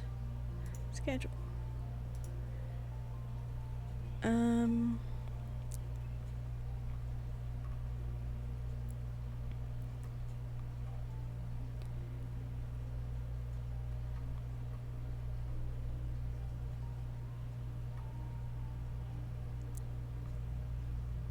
Don't know the time yet. It's probably gonna be around 7 or 8 p.m. Eastern. I know it's the least after 7 because of Matt's schedule, so there's that. And then on Thursday that week, if you want, you can either come here and check out the Vaesen Episode 2 game at 7 or 8 p.m. Eastern, or you can go to the I'm going to be doing a charity stream. Details will be in Twitter because I don't know where it's going to be at, but we'll be raising money for the MS Society. And then next Friday, the 26th, I'll be back on 2000 Tales Role Playing for the level 20 charity stream, and then on the 27th, I will be playing Locusts on Lost Caravan RPG. And then on the 28th, I'll be doing a charity stream for Weave Riders, or Weave Racers charity stream, which again, I don't know where that's at. So all that detail is going to be on everything on Twitter and stuff like that. So that's the best play, which is at Beholder to No One if you want to go follow me. So I only had one person enter. That means, Matt, you are the lucky winner of not only Slayers, but also of Nova. Congratulations.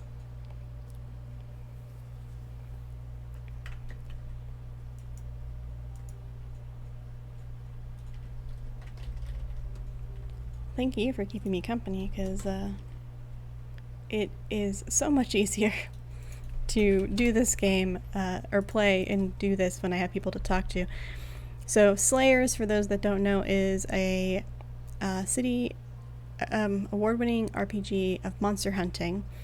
You're in a city just called The City, and you get to play a blade, a gunslinger, a arcanist or a tactician, and you use your abilities to help fight and slay monsters.